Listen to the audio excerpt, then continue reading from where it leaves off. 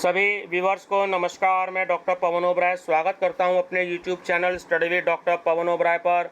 तो व्यूवर्स एक रिव्यू कर लेते हैं फूड न्यूट्रिशन हाइजीन का जो पेपर हुआ था कल, यानी कि 23 मई 2022 को, और आज 24 मई 2022 है।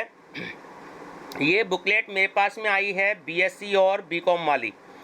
बीए की अभी मैं नहीं देख पाया हूँ, एग्ज़ाम में बिजी होने के कारण। एक दो दिन में मैं उसका भी रिव्यू कर दूंगा।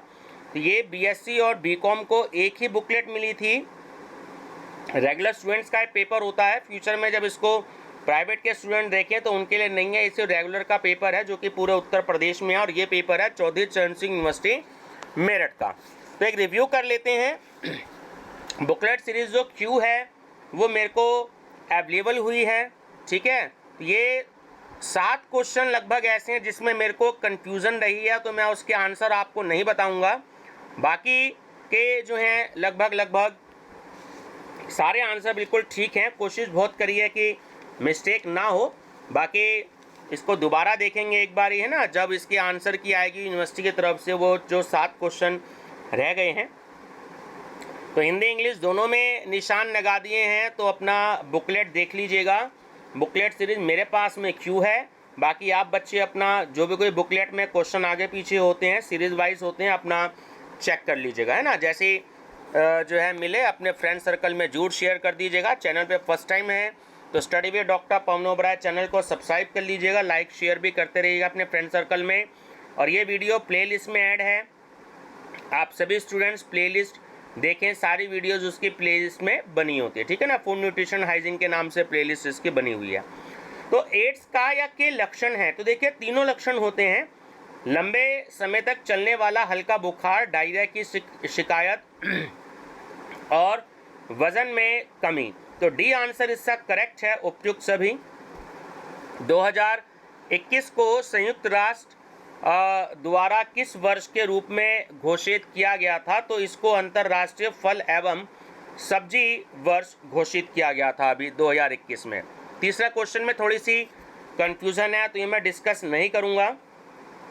मेरे हिसाब से इसका जो आंसर है वो अनाज और सब्जियां होना चाहिए, बट अब यूनिवर्सिटी की आंसर की देखते हैं कि क्या इसका आंसर होना चाहिए।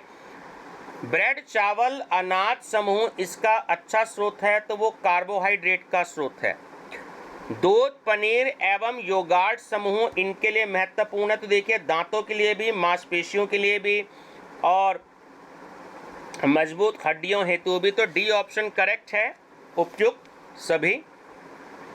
क्वेश्चन नंबर 6, संतुलित आहार को प्रभावित करने वाला या वाले कारक हैं। देखिए कारक और घटक एक ही बात होती है, इंग्लिश में फैक्टर्स बोलते हैं। तो जलवायु और मौसम भी है, शारीरिक क्रियाशीलता भी है और स्वास्थ्य भी है। तो डी आंसर इसका करेक्ट होना चाहिए, उपयुक्त सभी। 7 निम्नलिखित कथनों पर विचार कीजिए। चेहरा गोल व चंद्रमा की आकृति का होना, बालों का रंग भूरा होना व जल्दी टूटना, आँखों का सूज जाना और त्वचा जली हुई प्रतीत होना। तो उपरोक्त लक्षण जो है वो किस बीमारी के हैं? तो ये क्वाशकोर एक बीमारी होती है जिसके ये लक्षण दिए गए हैं, है ना। तो ये और बी ऑप्शन जो है वो करेक्ट है। यह कुपोषण का लक्षण नहीं है। देखिए जब किसी को कुपोषण होता है ना तो वो बीमार रहता है, उसका शरीर अस्वस्थ होता है, दबा उसका वक्षस्थल होता है, ढीली उसकी मांसपेशियां होती हैं, ठीक है। यहाँ नहीं पूछा है उसने, तो जो चमकदार और चिकने बाल, ठीक है, ऑप्शन नंबर ए सही है। आहार आयोजन के समय निम्न में से किस बात पर या बातों पर ध्यान रखना चाहिए? तो सदस्यों की शारीरिक शक्ति, पाक प्रणालियाँ और जलवायु, ये तीनों इसमें ध्यान देना चाहिए। तो डी ऑप्शन करेक्ट है, उपयुक्त सभी। क्वेश्चन नंबर 10 कि यह आहार आयोजन का सिद्धांत नहीं है। देखिए इस पर आंसर रंग पर विचार होना चाहिए। मैंने बहुत महीने पहले पढ़ा था इसको किसी बुक में, लेकिन वो ध्यान नहीं से उतर गया कौन सी बुक में पढ़ा था। तो रंग पर विचार आंसर होना चाहिए, ठीक है, निशान नहीं लगाया है। बाकी देखते हैं यूनिवर्सिटी क्या आंसर बताती है। कुपोषण के लिए उत्तरदायी है, देखिए निम्न में से क्या उत्तरदायी है? तो गरीबी भी होती है, मिलावट भी होती है और अशिक्षा भी होती है। तो डी ऑप्शन करेक्ट होना चाहिए इसका, उपयुक्त सभी। वह स्थिति जिसमें पोषण शरीर की आवश्यकता के अनुकूल होता है तो वो कहलाती है, देखिए अनुकूल होता है तो वो कहलाती है सपोषण, और अगर अप्रतिकूल होता है तो वो कुपोषण कहलाती है। ठीक है, भारत में कुपोषण की रोकथाम के उपाय हैं, तो तीनों ही उपाय हैं कि सस्ते व पूरक पौष्टिक आहारों का बनाना, जनसंख्या पर नियंत्रण करना और रसोई बगीचे को प्रोत्साहन देना। तो डी ऑप्शन इसका करेक्ट है, उपयुक्त सभी। दालों के खमीरीकरण से बढ़ जाता है, देखिए विटामिन B1 और विटामिन B2 दोनों बढ़ जाते हैं, तो इसमें सी ऑप्शन करेक्ट है आपका, ए और बी दोनों। आँखों को स्वस्थ रखने के लिए विटामिन युक्त बच्चों को भोजन देना चाहिए, तो विटामिन ए। कबूतर जैसी छाती इसमें पाई जाती है, तो रिकेट्स की बीमारी होती है वो। गर्भाधान हेतु यह विटामिन आवश्यक है, तो वो होता है विटामिन बी, और विटामिन बी में भी 9 होता है, मैंने ब्रैकेट में मेंशन किया है। सुरक्षात्मक पौष्टिक तत्व है, देखिए विटामिन और खनिज लवण। निम्नलिखित में से कौन सा पौष्टिक तत्व रक्ताल्पता यानी कि इसको जिसमें कम ब्लड होता है तो किसके कारण होता है ना, बचाव हेतु आवश्यक है। लोहा यानी कि आयरन। ठीक है, रक्ताल्पता मतलब एनीमिया की बीमारी हो जाती है, यानी जिसके अंदर ब्लड की कमी हो जाती है, आयरन के कारण हो जाती है, तो ये ध्यान रखेंगे आप। डैश विटामिन डी को पाने का सबसे सस्ता सुगम व सुलभ स्रोत सब जानते हैं, सूर्य की रोशनी है ना, सूरज का प्रकाश जो होता है। विटामिन सी का सर्वाधिक प्रचुर स्रोत है, तो आंवला में सबसे ज़्यादा होता है। कब्ज के निवारण हेतु निम्नलिखित में से क्या आवश्यक है, तो देखिए ज़्यादा से ज़्यादा पानी पीना चाहिए, प्रतिदिन एक्सरसाइज करनी चाहिए, व्यायाम करना चाहिए और रेशे युक्त भोजन खाना चाहिए, तो डी ऑप्शन करेक्ट है, उपयुक्त सभी। माता के दूध का लाभ या के लाभ, तो आप देखिए सदैव तैयार रहता है, पौष्टिक एवं स्वास्थ्यवर्धक भी होता है और एंटीऑक्सीडेंट व प्रतिरोधक गुणों से भरपूर भी होता है, तो डी ऑप्शन करेक्ट है, उपयुक्त सभी। मधुमेह यानी कि डायबिटीज़ के प्रमुख लक्षण आप सभी जानते हैं, इसमें बहुत ज़्यादा भूख लगती है, इसमें प्यास भी ज़्यादा लगती है और आदमी को यूरिन भी बार बार जाना पड़ता है ना, तो डी ऑप्शन करेक्ट है। बहुमूत्रता, तो ये भी इसमें शामिल है, तो डी ऑप्शन करेक्ट है, उपयुक्त सभी। डायरिया में ORS के अतिरिक्त कौन सा तरल आहार है ना वो दिया जा सकता है, तो जौ का पानी भी दिया जा सकता है, दाल का पानी भी दिया जा सकता है और मट्ठा भी दिया जा सकता है, तो डी ऑप्शन करेक्ट है, उपयुक्त सभी। अतिसार यानी कि जो डायरिया होता है, तो इसमें प्रभावित रोगियों के लिए क्या उचित आहार है, देखिए इसमें सबसे उचित होता है दलिया। वयस्क हेतु यानी कि जो 18 साल से जो ऊपर के हैं है ना, तो उसमें जो ये होता है सामान्य सिस्टोलिक और डायस्टोलिक रक्तचाप यानी कि जो ब्लड प्रेशर है, ये मैं आपको बता दूं सभी स्टूडेंट्स को, फ्यूचर में जो भी कोई स्टूडेंट्स इस वीडियो को देखें, आने वाले स्टूडेंट जो इस समय 12th में हैं है ना, ये आपको ध्यान रखना है कि मिनिमम जो होता है वो 80 होता है, जिसे हम कहते हैं मिनिमम ब्लड प्रेशर, तो वो हमारा होता है डायस्टोलिक, उसको हम कहते हैं 80। ठीक है, और जो हाई होता है वो लगभग 120 होना चाहिए, तो उसे हम कहते हैं सिस्टोलिक। ठीक है, तो 120 से अगर ज़्यादा रहता है, जब हम मशीन से चेक करते हैं तो उसे हम हाई ब्लड प्रेशर कहते हैं, और जब 80 से कम होता है तो इसमें जो है ब्लड प्रेशर लो होता है। लो ब्लड प्रेशर में नमक की मात्रा, सोडियम की मात्रा थोड़ी सी बढ़ा देनी चाहिए, और हाई में जो है यानी 120 से ज़्यादा तो सोडियम की मात्रा को घटा देना चाहिए। डैश अग्नाशय ग्रंथि के लैंगरहैंस की द्वीपिकाओं की कोशिकाओं द्वारा स्रावित होता है, तो वो होता है इंसुलिन। मानव शरीर का सामान्य तापमान होता है, तो 98.4 डिग्री फ़ारेनहाइट। ठीक है, ध्यान रखेंगे, बहुत इंपॉर्टेंट क्वेश्चन है। मधुमेह यानी कि डायबिटीज़ का इलाज इनके द्वारा किया जा सकता है, देखिए इसमें आहार भी संतुलित लेना चाहिए और नियमित व्यायाम भी होनी चाहिए, तो सी ऑप्शन करेक्ट है, ए और बी दोनों। संतुलित आहार में होना चाहिए, तो जो वनस्पति जन्य और प्राणी जन्य जो भोज्य पदार्थ होते हैं वो दोनों, यानी कि जो पेड़ पौधों से होते हैं, वनस्पति जन्य और प्राणी जन्य मतलब जो हमारे मान लीजिए गाय का दूध हो गया, भैंस का दूध हो गया, तो इनकी सहायता से बहुत सारी चीज़ें बनती हैं, तो सी ऑप्शन करेक्ट है आपका। ICDS की सेवाओं के पैकेज में शामिल रहता है। तो इसमें पूरक पोषाहार, पूर्व स्कूल शिक्षा और टीकाकरण, ये तीनों रहते हैं। तो डी ऑप्शन करेक्ट है, उपयुक्त सभी। पूरक आहार में क्या शामिल रहता है? तो देखिए इसमें तरल पूरक जैसे सूप या जूस भी रहते हैं, ठोस पूरक जैसे बिस्किट, रस्क या टोस्ट आदि भी होते हैं, और अर्ध ठोस पूरक जैसे मसला हुआ, सेब या दलिया, तो ये सभी शामिल होते हैं। इसमें डी ऑप्शन करेक्ट है, उपयुक्त सभी। कुपोषण का या के प्रभाव होते हैं? तो देखिए तीनों ही होते हैं। दोषपूर्ण शारीरिक वृद्धि भी होती है, शारीरिक अपंगता भी होती है और मृत्यु भी हो सकती है। तो इसमें डी ऑप्शन आपका करेक्ट है ना, उपयुक्त सभी। चलिए, किस रोग को 3D के नाम से जाना जाता है? तो वो होता है पेलाग्रा डैश। हार्मोन ग्लूकोज को ग्लाइकोजन में परिवर्तित करता है, तो वो होता है इंसुलिन। वह आहार जिसमें भोजन के सभी पोषक तत्व सही अनुपात में हो कहलाते हैं, तो उसको हम संतुलित आहार कहते हैं। आहार आयोजन को प्रभावित करने वाला या वाले कारक है? तो देखिए तीनों ही होते हैं। आयु और शारीरिक क्रियाशीलता, व्यक्ति की पसंद व नापसंद, और धर्म और सांस्कृतिक स्वरूप। ठीक है, तो ये डी ऑप्शन करेक्ट है, इसमें उपयुक्त सभी। निम्नलिखित सभी उच्च जैविकीय मूल्य युक्त पूर्ण प्रोटीन भोजन है, तो वो है फलियां और अनाज। चलिए, ठीक है। चलिए, नेक्स्ट है आपका 40। एक उच्च रक्तचाप यानी कि जिसका ब्लड प्रेशर हाई होता है, मैंने आपको भी बताया, यानी कि 120 से ज़्यादा, तो पीड़ित व्यक्ति को कम क्या कर देना चाहिए? नमक को हम सोडियम कहते हैं। बुखार में शारीरिक परिवर्तन होते हैं या होता है? तो तीनों ही होते हैं। देखिए, श्वसन दर यानी कि सांस बढ़ जाता है, तेजी से सांस लेना पड़ता है, प्रोटीन चयापचय में वृद्धि होती है, और अधिक पसीना भी निकलता है। तो डी ऑप्शन करेक्ट है, उपयुक्त सभी। बुखार के दौरान प्रस्तावित आहार है? देखिए इसमें ऑप्शन वैसे सी होना चाहिए या ए होना चाहिए। ठीक है, कंफ्यूजन है इसलिए टिक नहीं किया है मैंने इसमें। रिकेट्स उन बच्चों में होता है जिनको पर्याप्त नहीं मिल पाता, तो जिनको विटामिन डी नहीं मिल पाता। 6 माह की आयु तक नवजात एवं छोटे शिशुओं बच्चों के लिए क्या होता है आदर्श भोजन? तो वो माँ का दूध जो होता है वो सर्वोत्तम होता है।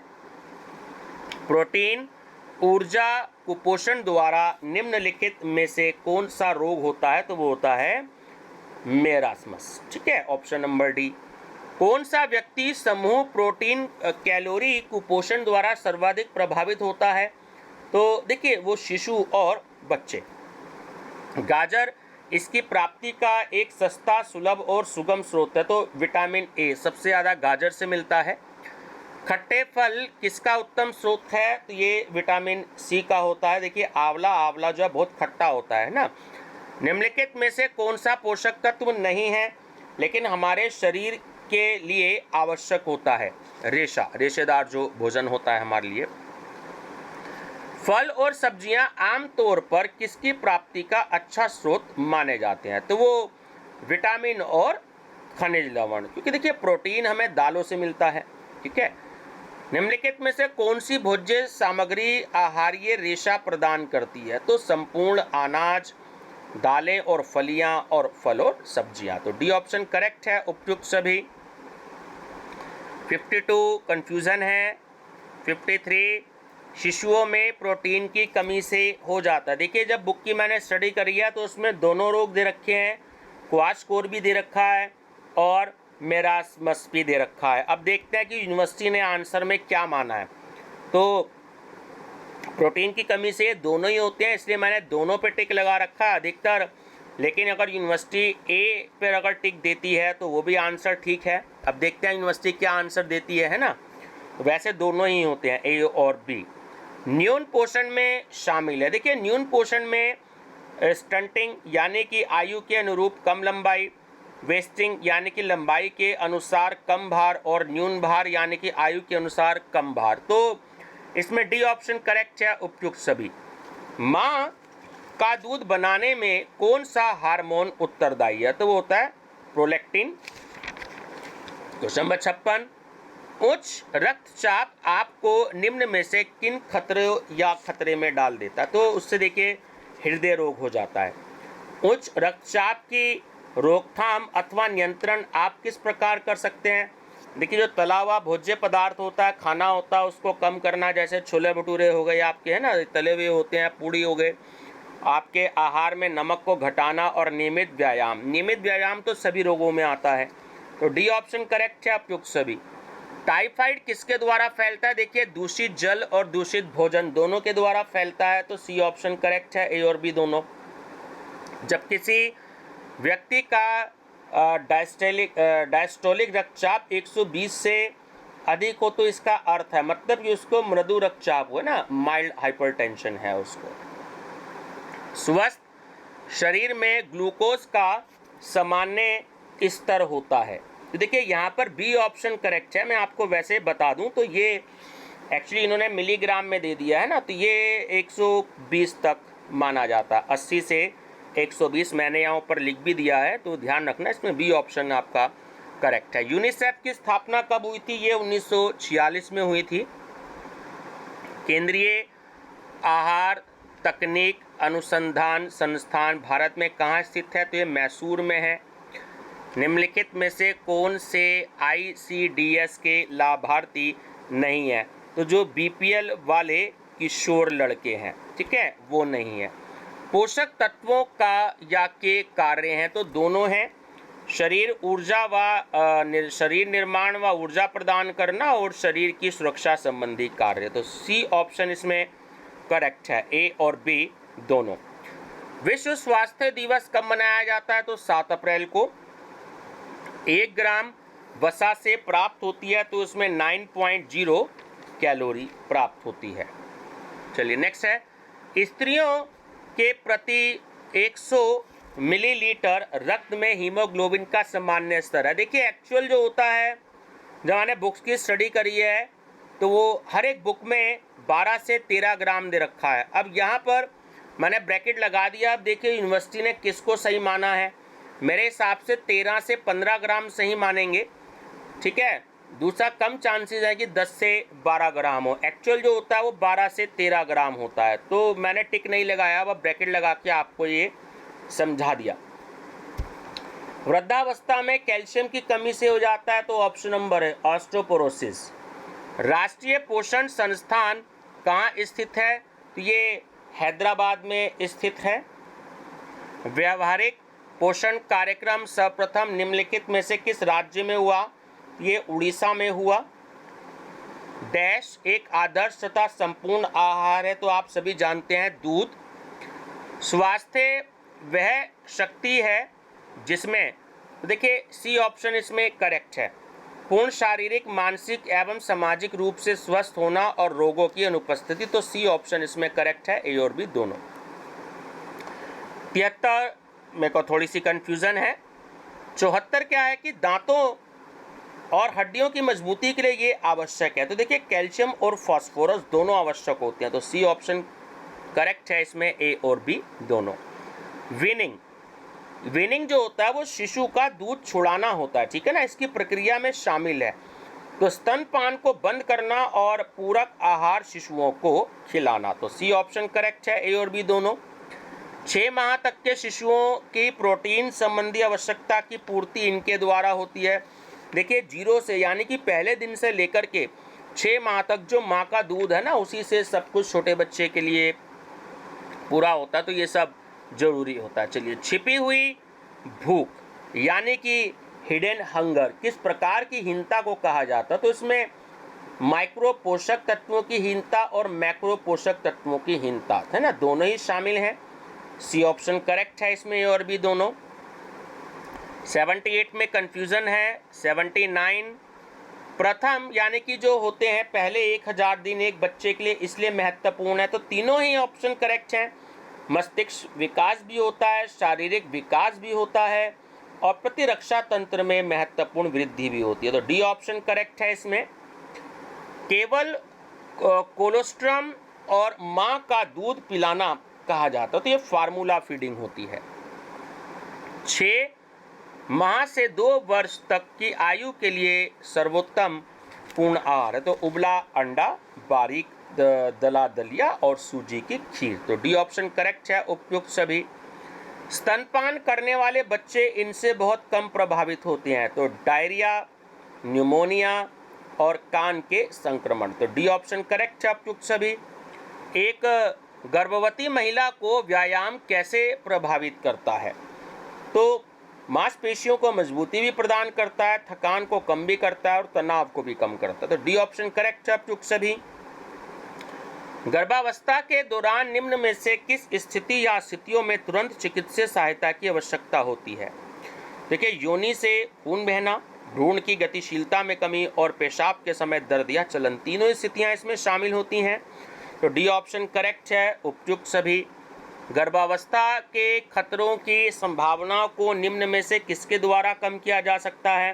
तो देखिए, डॉक्टर का परामर्श तो बहुत जरूरी होता है, निरंतर स्वस्थ जीवनचर्या को बनाए रखना और नशीली चीज़ों जैसे धूम्रपान, अल्कोहल, ड्रग्स से दूर रहना। तो डी ऑप्शन इसमें करेक्ट है, उपयुक्त सभी। गर्भावस्था के दौरान पोषकीय आवश्यकताएं इसके द्वारा प्रभावित होती है ना। देखिए, ये 3 क्वेश्चन लगातार हैं, इसमें मुझे कंफ्यूजन नहीं है। 86 में, 87 में और 88 में जब आंसर शीट आएगी यूनिवर्सिटी की तो हम डिस्कस करेंगे। मिड डे मील कार्यक्रम कब शुरू हुआ? तो ये 1995 में शुरू हुआ था। राष्ट्रीय पोषण मिशन इनके लिए प्रारंभ किया गया, तो 0 से 6 वर्ष के बच्चों के लिए और गर्भवती और धात्री महिलाएं होती है तो दोनों के लिए। तो सी ऑप्शन करेक्ट है इसमें, ए और बी दोनों। प्रतिरक्षा वर्धन उपायों में शामिल है, तो पौष्टिक भोजन खाना, अच्छी नींद लेना और उचित व्यायाम करना। तो डी ऑप्शन करेक्ट है, उपयुक्त सभी। दुर्बल प्रतिरक्षा काया के लक्षण हैं, इसमें भी तीनों ऑप्शन हैं आपके। पूरे समय थका महसूस करना, बार बार बीमार पड़ना और एलर्जी की शिकायत। तो डी ऑप्शन करेक्ट है, उपयुक्त सभी। निम्नलिखित में से कौन सा या कौन से भोज्य पदार्थ कोरोना वायरस के प्रति प्रतिरक्षा को बढ़ाते हैं? तो लहसुन, बेसल पत्तियां और काला जीरा, बीज जैसे पटसन बीज, कद्दू बीज और खरबूजा बीज, और प्रोबायोटिक जैसे योगर्ट और खमीरीकृत भोजन। तो डी ऑप्शन करेक्ट है इसमें, उपयुक्त सभी। यह विटामिन आपकी प्रतिरक्षा प्रणाली को तेजी से बढ़ाता है और इसमें शक्तिशाली एंटीऑक्सीडेंट हैं, तो वो है विटामिन सी। सब्जियां जो विटामिन सी का सर्वोत्तम स्रोत हैं उसमें शामिल हैं, तो ब्रोकली एवं सूरजमुखी, हरी और लाल मिर्च और टमाटर। तो डी ऑप्शन करेक्ट है, उपयुक्त सभी। नेक्स्ट है आपका 96। निम्नलिखित में से कौन से भोज्य पदार्थ जंतु प्रोटीन के अच्छे स्रोत हैं? तो देखिए, दूध भी है, अंडा भी है और पनीर भी है ना। नेक्स्ट है आपका, निम्नलिखित में से कौन सा पानी में घुलनशील विटामिन है और इसलिए इसको प्रतिदिन लेना आवश्यक है? तो वो है विटामिन सी। सब्जियों को छीलकर धोने से यह विटामिन नष्ट हो जाता है, तो वो हो जाता है विटामिन सी। ठीक है। संक्रामक रोग हैं, तो देखिए, हवा में भी फैलने से होता है, जल में भी फैलने से होता है और संपर्क में आने वाले से भी होता है। तो कोरोना वायरस इसका अच्छा एग्जाम्पल है। ठीक है, तो उपयुक्त सभी से फैलने वाले। तो डी ऑप्शन करेक्ट है। लास्ट क्वेश्चन है कि यह रोग किसके द्वारा मक्खियों द्वारा फैलता? तो हैजा। देखिए, रेबिस जो होता है वो कुत्ते काटने से होता है, प्लेग जो होता है वो चूहों से होता है, मलेरिया जो होता है वो मच्छरों से होता है, तो जो हैजा होता है वो मक्खियों द्वारा फैलता है। तो ये व्यूअर्स, इसमें लगभग 93 क्वेश्चंस थे जो मैं कल और आज थोड़े से स्टडी किए।